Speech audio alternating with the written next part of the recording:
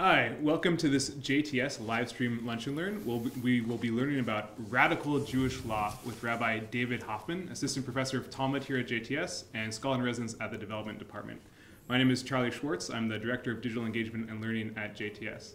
Before we begin in earnest in the learning today, I just want to take a moment and say that we're all thinking about the tragedy up in Boston and praying for the quick healing for those who are injured and affected. Just as we're thinking about Boston, our hearts and minds are also turned to Israel, where it's Yom Ha'atzmaut, Israeli Independence Day. So I'd also like to wish everyone a Chag Yom Ha'atzmaut Sameach. Here at JTS, we are celebrating very loudly. So over the course of this Lunch and Learn, you might actually hear some music, some dancing, some enjoyment of the holidays. So it'll just add to the general environment. It's my pleasure now to introduce to you again one of my teachers, Rabbi David Hoffman. Now on David, and thank you, Charlie. We're going to have an exciting slice of halacha in the next half an hour or so, and I'm excited to do it on Yom Ha'atzmaut, so thank you for that opportunity. We are going to be studying a very complicated and yet important posek, Jewish legal decisor, and person who's very important for Israeli politics even today. His name is Rabbi Ovadia Yosef, and arguably he is the most important rabbi alive today. And what his words have to do and what his words, the way in which they will actually go ahead and affect society, both from a religious point of view and also Israeli politics, in some ways he is without parallel. So a couple of brief historical points about who he is and his life. He was born in 1920 in Baghdad, and importantly, he was not born into a prestigious rabbinic family. It was a very modest family, a very poor family. His father was a store owner, and in 1924 they emigrated to Eretz Yisrael, to the land of Israel, to Jerusalem. At that point, Ovadia Yosef was enrolled and studied in Porat Yosef, a very famous Sephardi yeshiva, and clearly he excelled. At age 20, he was ordained with smicha, and in 1947, so before the state came into existence, Ovadia Yosef goes to serve as the communal leader, the rabbi of Cairo. And there we see some very important things which will later come back to influence who he is and give us pointers as to some of the influence in his own life. But he basically is working in a population in this Cairo Jewish community where kashrut is not well accepted, where Jewish practice is not pervasive halacha by any stretch of the imagination. It is a very diverse Jewish population. It is a very well-established Jewish population, and yet not everybody, by any stretch of the imagination, was a halachic Jew. Okay. He stays there for approximately 2 years and offers very courageous leadership, particularly around kashrut and the slaughter industry there. And some of his rulings, once again, were controversial. And in 1949, after the state, he will come back to the state of Israel, and he will move to Petach Tikva, where he will serve on an important Beit Din. Now, when he was in Cairo, he very much socialized and was engaged with the larger population. And so there are stories of him drinking coffee at coffee houses in Cairo and listening to secular Muslim music and very much enjoying all of that, but very much participating and partaking and enjoying in the low culture, and that will be an important point. He will then be appointed a dayan in Jerusalem, and in 1970 he receives a very important prestigious award, the Israel Prize, for his halachic writing, and that principally is a work, a composite known as Yabia Omer of his responsa. And in 1973, he is elected the chief Sephardi rabbi, which is called the Rishon LeZion, and he will serve for one term. He wanted more, but he will serve for one term, and that ends 10 years later in 1983. In 1984, Ovadia Yosef will become instrumental in forming a Sephardi, the first Sephardi nationalistic party called Shas, which is around to this day. It has seats in the Knesset. And he will become very, very influential. He will become the leader. He no longer, right, is the chief Sephardi rabbi. And I just want to identify 2 points. Of course, there's more, and perhaps we'll see some of those points as we do one of his tshuvot, one of his legal responsa. But I would go ahead and say that on his agenda was lahachzir atara leyoshna, which means ultimately to go ahead and return the crown to its former glory. And that takes 2 iterations. On the one hand, he was trying to go ahead and return and to give power to Sephardi Jewry and prestige to Sephardi Jewry and a sense of themselves, particularly as they were received in Ashkenazi larger populations and power structures in Israel. And the other, which is a principle of his own halachic thinking, which is that he wanted to go ahead and take the position of Yosef Karo and make that the position of, he wanted to make Yosef Karo the Mara Da'atra, the ruling position for the entire land of Israel.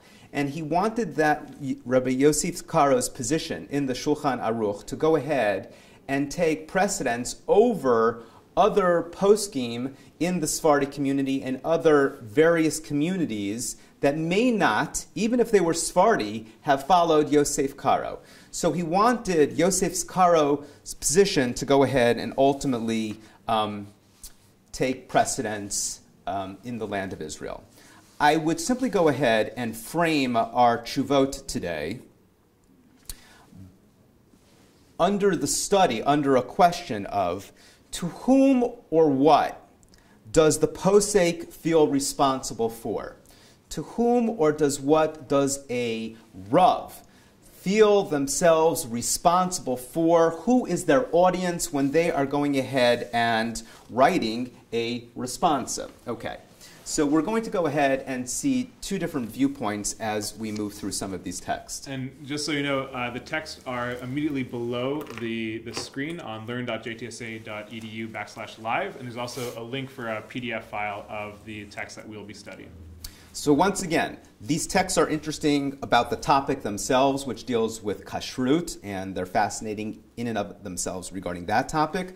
But we're also interested in how Rabbi Ovadia Yosef believes to whom the Rav is ultimately responsible, and in some ways, how does halacha work? And we'll see just a very small example here in this tshuva.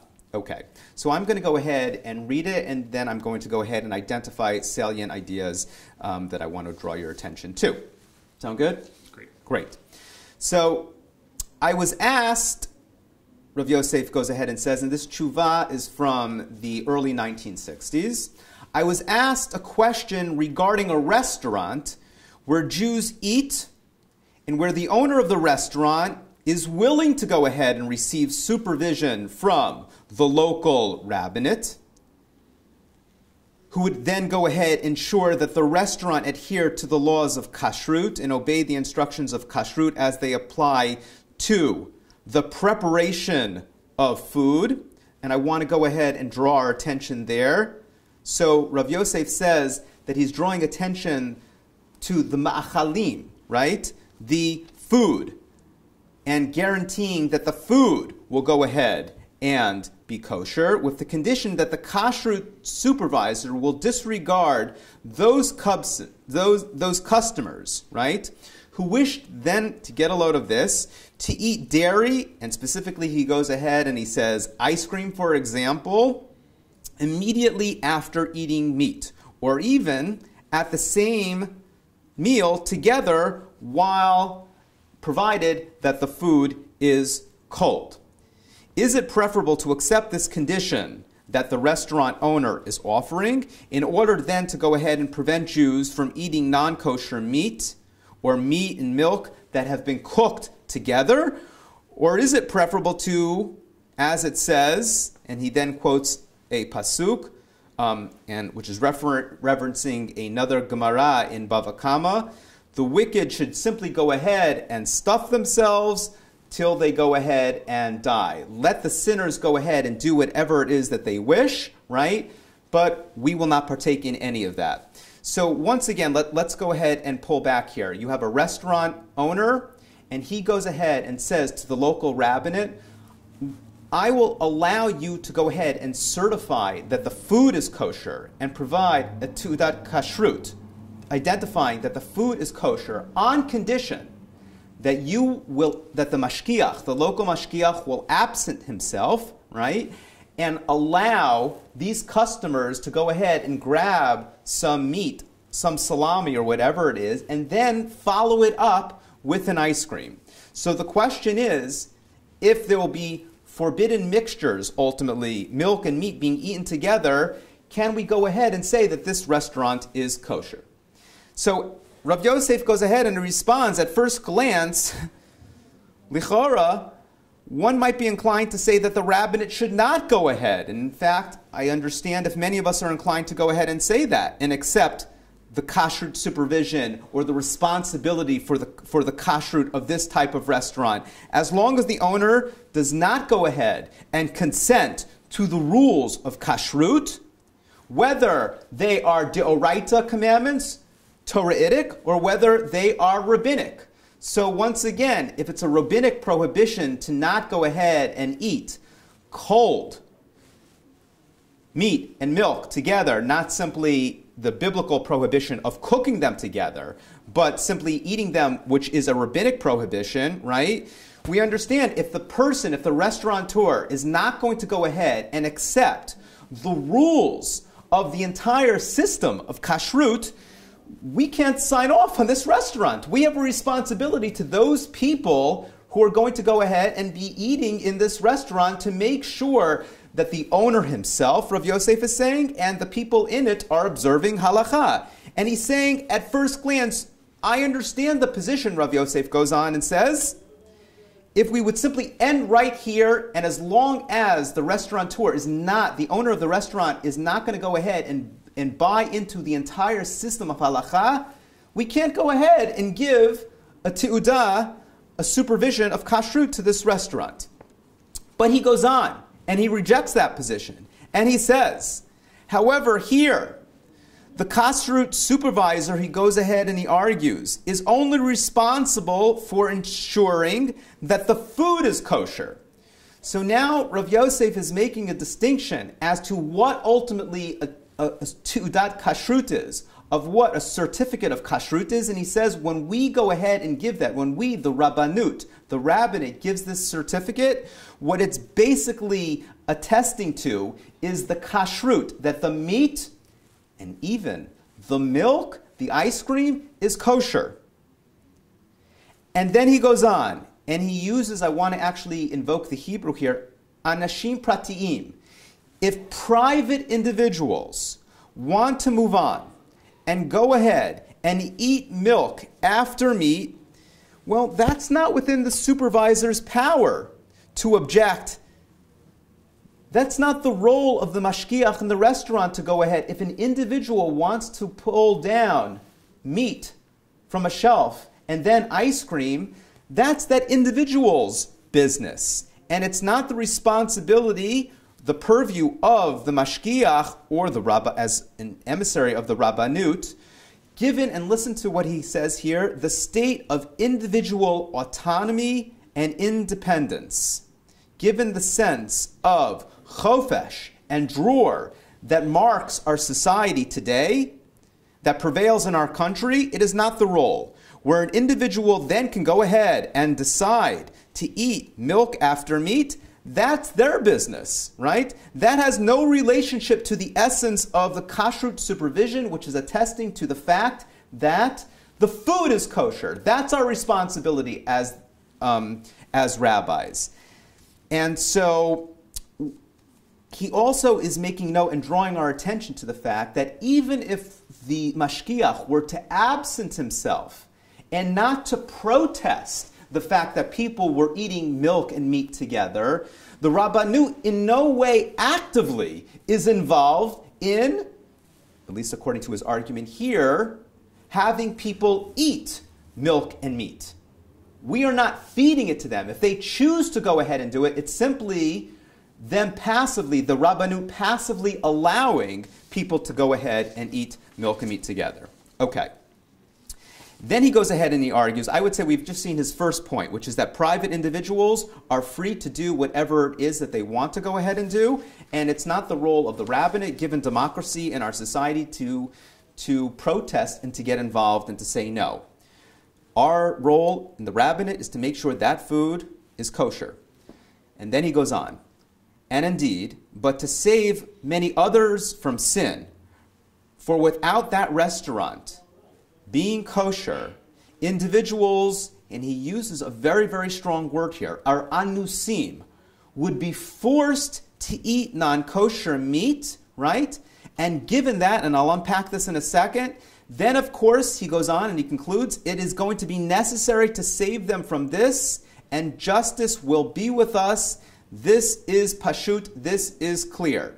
So what he's saying here, based on what he had just said before regarding, look, we can't go ahead and protest, and it's simply our purview to make sure that the food is kosher. If we don't go ahead and give this restaurant a certification, then in essence, we are going to go ahead, the Rabbanut is going to be making other people, anusim, forced, because they will not have kosher food available, and then they will have to go ahead and eat non-kosher. If we don't give this restaurant certification, we will now actively, not passively, actively be forcing people to eat non-kosher food. Okay, and then he goes on.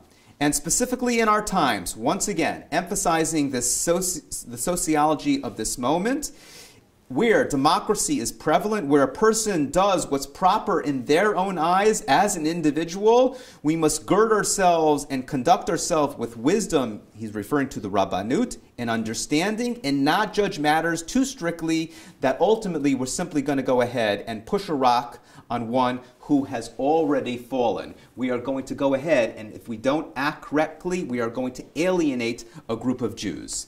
And then skip a paragraph. And nonetheless, the issue is clear, that many people are in need of saving. There will be many people who will eat non-kosher if we don't go ahead and act. And it is a holy obligation of the rabbinate and the local rabbinate to prevent whatever sinning is in their power to prevent, and to make the restaurant kosher according to Jewish law, to provide for kosher food for people who want kosher food. They might want to eat milk after it, but they will not go ahead and go out of their way to eat non-kosher. They will eat this kosher food as long as we will go ahead and certify it. And to place a permanent kashrut supervisor there who fears the word of God and who is observant and can fulfill his duty and save, ultimately, lahatzil, mashnitan lahatzil, to save those who can ultimately be saved. And then he invokes God's blessing. God will prevent sinning among Israel and will grant us pure spirit from his holiness. So clearly, you can already understand this is a controversial position. We understand why Rabbi Yosef is saying it, but it does not go without protest. Now, just to say, there are others who ruled similarly to, and I'll simply invoke one American posek, Rav Moshe Feinstein, who was clearly the Gadol Hador in America in the 20th century, and in some ways the world over the 20th century. He's an Ashkenazi posek on the Lower East Side, and similarly in the early 1960s he had a lenient position that mirrored what Rav Ovadia Yosef said here. Okay, but not everybody in the Haredi world agreed with him, and in fact, we're going to go ahead and see a position right now, Rabbi Eliezer Wallenberg, who's otherwise known as the Tzitz Eliezer, by virtue of his very important halachic work, his collection of Tshuvot. He is born in Jerusalem in 1915. He dies in 2006. He was a very, very important medical posek. He is the rabbi of Shaarei Tzedek Medical Center, and he had very, very important positions on medical ethics and he is part of the Haredi world. Okay. And so in response to this question, listen to his nosach and his response. Is it permissible, and here he asks the question, for the Rabbanut to give a malon, a hotel, a kosher certificate if it does not agree, if it does not agree to go ahead and agrees not to go ahead and cook meat and milk together? Let me say that sentence clear because I don't know if I said that. Is it permissible for the rabbinate to go ahead and certify hotel as kosher as long as it goes ahead and agrees not to cook meat and milk together, but this hotel, like the restaurant before, would not prevent guests from eating cold meat and milk? The restaurant at this hotel will serve at the same time meat and milk together. And so Rav Waldenberg goes on and says, on the matter of whether the rabbinate here in Israel can provide kosher certification and place a kashrut supervisor in an hotel that has agreed not to serve its guests non-kosher meat, right? The hotel has agreed, the restaurant has agreed to serve non-kosher meat or meat cooked in milk, but says explicitly that it will go ahead and allow people to eat. It will feed those who wish to eat milk immediately after meat, as long as it's cold, right? And eat milk and meat, in fact, together. And it's stipulating a condition that the kashrut supervisor not go ahead and interfere with such practices. In response to that condition, Rav Waldenberg says the following: there are many great rabbis who think that one should save what can be saved, and he goes ahead and he quotes, clearly being aware of what Rabbi Yosef had to say, Latziel mashnitan lahatziel. He's aware of Rabbi Yosef's position and prevents sinners from sitting more sins. He understands that argument, but then he comes out and he says, it's my humble opinion that in no way can the rabbinate give kosher certification and place a kashrut supervisor in a hotel like this, a hotel that places a condition and disfigures the holiness of the same commandment that is being certified, as if to delude by optical illusion. How can you go ahead and certify that this restaurant, this hotel is kosher, when in fact they're facilitating the undermining of the principles of this very system? These people, it is clear, would be providing an official hand, meaning the Rabbanut, if it would go ahead and do this, to those, it would be providing an official hand to those sinners who are mocking the words of the rabbis and disrespecting the words of our tradition and say, yeah, we like this part of the tradition, this law applies to me, but who boldly go ahead and audaciously go ahead and say, this one does not. In fact, giving kashrut supervision to a hotel like this isn't just giving a hand to those who sin, but it's enabling the very sin, it's enabling the undermining of the system of Torah and halacha that the Rabbanut is here to go ahead and protect. Kosher certification must treat leniencies just as it does stringencies. It must not distinguish between a rabbinic law, a Torahitic law. In reality, law derived by the rabbis must be treated, in fact, more carefully than those from the Torah. We can't undermine it. One cannot grant kosher certification to this type of hotel. It is clear that this kind of certification would cause many other hotels that until now have had regular kosher certification and have observing all the laws of halacha. Now they're going to go ahead and break the yoke around their necks, and it will be well known that many people violate commandments in this world, and those hotels are going to go ahead and see if the Rabbanut allows for this, that they can go ahead and do it as well. And it is only out of concern of their livelihoods, meaning realizing that the only reason why that they're having kosher food is because the Rabbanut demands it. And they agree to kosher certification. And with certification like this, they will ask for the same leniency. And then what will happen? The whole system will be undermined. And will scream at the rabbinate, asking why the hotel should receive a lenient certificate and not this one. And the rabbinate will stand empty-handed against these vulgar, cursing people. Clearly, he uses very strong language. For those who are stringent, eating meat and milk, even when cold, that is considered as if they have been cooked together.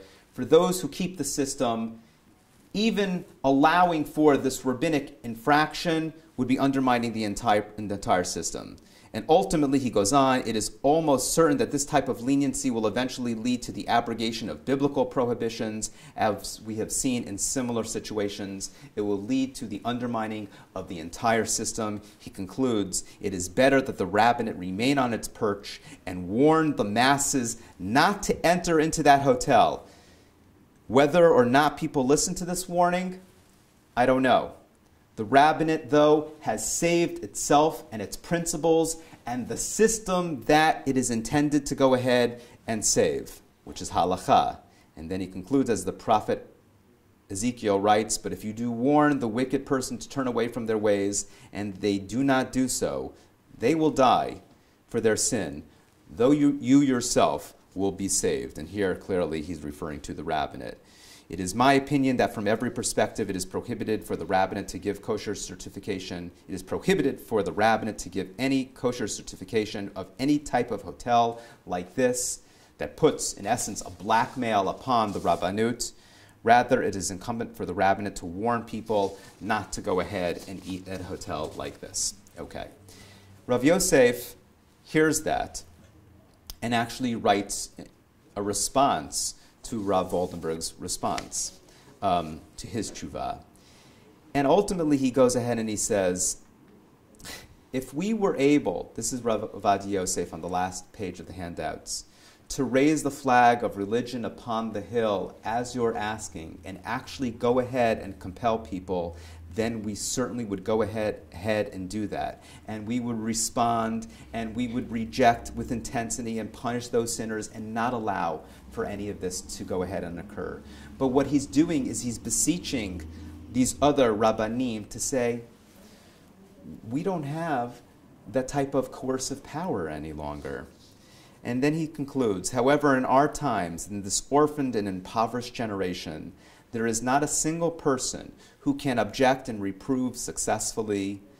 These hotels, and listen to his new argument, in the Holy Land are full day to day, and many people who are Yirei Hashem, who fear God, and who worry about kashrut and are tourists throughout the entire land of Israel, if they don't even think twice about eating at the hotels because they assume that they're going to go ahead and be kosher because they're in Jerusalem, they're in the land of Israel. And those tourists go ahead and eat. And if we don't go ahead and make sure that that food is kosher, right, and give kosher certification to that food, even though people might then go ahead and choose to eat milk, then what are we doing here? Then we are going to allow the owners to go ahead and bring in non-kosher meat, right? And they will then be able to actively go ahead and cook meat and milk together. And those hotels will serve then as a stumbling block for those people who visit the land of Israel and who have no other place to stay and who have no intention of eating not kosher. So Rav Yosef is adding a third point to his idea, which is this, simply, that we need to go ahead and provide kosher food to as many people as possible. And if we don't give a certification here, the hotel owner, the restaurant owner is going to go ahead and provide non-kosher food. And people who, lechatchila, who actually care about eating kosher will fall and go ahead and eat in these restaurants under false assumptions. And Rav Yosef basically says the Rabbanut has a responsibility to those people who are actually concerned about eating kosher, even to those people who are responsible, who want kosher meat, but who might then go ahead and eat an ice cream after a steak. Rav Yosef says we have a responsibility even to that person to make sure that the food that she is eating is kosher. So before I tease out ultimately what I think the implications are, Charlie, any thoughts or responses or directions you'd like to see this? Yeah, well, I do have a few questions for you, Rabbi Hoffman, but also if you out there have questions, feel free to type them in the live stream chat box next to the video player, or also you can ask them via Facebook or Twitter using the hashtag JTSLive. Yeah, so I have two questions for you. My first is, I know that the Tzitz Eliezer is Ashkenazi and Ovadia Yosef is Sephardi. Right. So is this a larger debate, like a more of a Ashkenazi Sephardi debate, or is it a little bit different? Well, there are many things in Rav Ovadia Yosef's Tshuvot that certainly, in some ways, highlight an Ashkenazi Sephardi divide, but I should go ahead and say that Rav Ovadia Yosef is very committed to the idea of Ashkenazim keeping Ashkenazi customs and traditions, right? He very much wants Ashkenazi Jews to ultimately honor the customs of their heritage. He's very interested. Where he becomes more complicated is with Sephardi Jews of different denominations like Yemen and Iraq and different customs, them coming under one flag, ultimately united by the Shulchan Aruch of Rav Yosef Karo, and that's where it becomes a little more complicated. But it isn't, and as I mentioned, Rav Moshe Feinstein, who's an Ashkenazi posek regarding it, so I don't see this necessarily as an Ashkenazi-Sephardi divide. And yet, as I say that, I'm pulling back, because what is very, very clear here is that Ovadia Yosef sees himself responsible for a different community than the Tzitz Eliezer sees himself responsible for. Rav Ovadia Yosef, and that's why I sort of highlighted that when he was in Cairo, he saw himself responsible, and he acknowledges that there are people who work, right, on Shabbat, but might go to a Hashkama minyan. And so he understands the complexity of the population that he's addressing and realizes that their understanding of not their understanding of halakha, but the ways in which they go ahead and subscribe to halakha and Jewish life is complicated. And the Tzitz Eliezer ultimately is saying, I'm not necessarily concerned about the Jew who's worried about eating kosher meat, right? But then who would go ahead and have an ice cream after that. I'm not worried about that person. They're Russia's. Let them do whatever it is that they do. What I'm worried about, and he's not even speaking to a community. If he's speaking to ultimately his responsibility is protecting the system, right? And Ovadia Yosef says ultimately, in his words, it's not about protecting the system, but he's worried about his community, and he knows that his community is complex. And he knows that those communities are not lahachis in the sense of going ahead and intentionally searching after non-kosher meat, right? They want kosher meat, even if they'll have an ice cream after with that.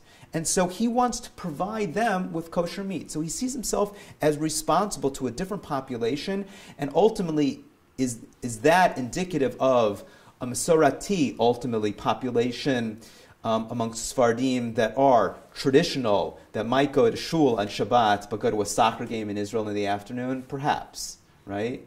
But it isn't a deep Sephardi-Ashkenazi divide regarding halakha, per se. So before I ask my second question, I just want to see if we have anyone asking questions online. If not, then I will ask my second question. As of yet, we do not. So my next question is this. So if I'm understanding Ovadia Yosef correctly, Rav Yosef correctly, then all the kosher super certification should care about is that the food that is being prepared is kosher, and none of the kind of ancillary activities that go around that, whether it's being served with milk, whether it's being served with meat, right, all that stuff. So if I'm going to take that to the most extreme conclusion I can, what would be stopping the Rabbanut from Rav Yosef's opinion from certifying a brothel or a place where there are questionable morals going on, moral activities of questionable moral integrity going on? Yeah. The way I'll respond to that question is I'll deal with the first part of the question, an idea that comes up when you're talking about he absences himself from the conversation of the ancillary stuff. Like Lama say, all right, so how does this play out, right? Meaning, is it simply a cafeteria line of serving an ice cream and also serving food? What's happening to these dishes, right? Is it all cold? And the Tzitz Eliezer brings this stuff up. He's saying, how does this actually play itself out? Because he can't imagine, he's very, very concerned about the preparation of the food itself and what will ultimately go ahead and happen to the dishes and the pots and the slippery slope of undermining the system and ultimately lead to the Deoraita concern, the Torahitic concern of cooking meat and milk together. So in some ways, Rav Yosef doesn't go ahead and engage in all of the problems, these ancillary issues that you were talking about. And I would simply go ahead and say is, by no means should we assume that all because he's assuming that the Rabbanut gives certification to this restaurant, it's not clear to me by any stretch of the imagination that Rabbi Ovadia Yosef would eat there or suggest that his community or certain segments of his community go ahead and eat there. What he's really focused in on is saying, if I don't go ahead and certify this restaurant, right, and provide as much kosher food as possible, that's his goal, right, to provide as much kosher food as possible, and that's his concern. He understands, though, that there may be important reasons why people who are very concerned about the observance of Jewish law, a certain type of, would not eat at the restaurant. And I don't think he's speaking to those people. Now, your second question, which is, I think, more difficult, which is, okay, we get it. He's concerned about making sure that the kosher food is as widespread as possible and as many people can go ahead and eat it, and his community is complex. So what are the limits? At a brothel, at a casino, famously we know that the OU took away its certification, I believe it was a New York restaurant, because of belly dancing. I don't know. I mean, I think it would be unfair for me to extrapolate how far, but I think for us and why this is an interesting tshuva to go ahead and study, he's basically saying that it's complicated. What we are certifying is the food, right? And the larger issues around it are important, but there are other sociological issues that are important too. So I don't think that there's a clear answer to it. For trying to think how this would play out with Rav Waldenberg. How do you think that would play out with Rav Waldenberg? I mean, if you basically said, I mean, you could throw the question back at him. If we made sure, the question is, what is the mashkiach? What is the Rabbanut ultimately supervising? Yeah, I mean, from the way I'm reading the Tzitz Eliezer, he's concerned about the Rabbanut being involved in sin directly or indirectly, and so sin, like doing averot, like of eating meat with milk, of eating non-kosher, like non-kosherly. So my sense would be he's concerned about the whole system around it, so ensuring that the whole system has a sense of kashrut writ large. The entire system. Yeah. So not just kashrut in terms of the food, but also that the everything around it is within the framework of Jewish law. So it'd be easy for me to, in my reading of him, for him to say definitely not, like even from the beginning. My guess is Rabbi Yosef would probably say the same thing, but for different logical conclusions, for reasons. It's the same thing. He would probably say it's also a sort. You cannot give certification to places of ill repute. That would be my guess. Yeah, my inclination would be the same, but clearly in this tshuva we see him expanding. We see that the role of sociology is actually having an effect on his thinking process. Yeah. Also, it also seems like he has at least I would like to draw out the nascent elements of pluralism going on that people observe in different ways, and the Rabbanut's role is to allow for the widest spread levels of observance. Yeah, I think that there are elements of that argument one could go ahead and apply to this. One would have to be careful if they read Rav Yosef as a pluralist. Clearly, Rav Yosef, as I mentioned in the introduction, is a complicated figure, and he's complicated because if you were to go ahead and Google him, probably some of the first things that would come up are some of the extravagant and very upsetting things that sometimes he says. Often he goes ahead and he says those things on his Motzei Shabbat Shiurim, where I think he feels very comfortable, but he doesn't quite get that saying these things ultimately, get out there. And he also, I've been to a couple of those shiurim. He likes the interchange. He very much sees himself as a spokesman for Amcha, and he likes playing with the larger Jewish population. But where was I going with this? Not reading pluralism. Not reading pluralism. But what I want to go ahead and say is, even though one could go ahead and see these complicated, not nice things about Rabbi Ovadia Yosef, there are inclusive aspects and sympathetic aspects to his tshuvot that should not be overlooked. One of the more important things in my mind is that post-1967 and post-1973, there were a significant number, a very, very significant number of agunot. And you can think about the trauma that was committed against Israeli society just in general with the loss of so many people, so many of its young men, and so many young fathers, or husbands in this regard. And so these women were left agunot.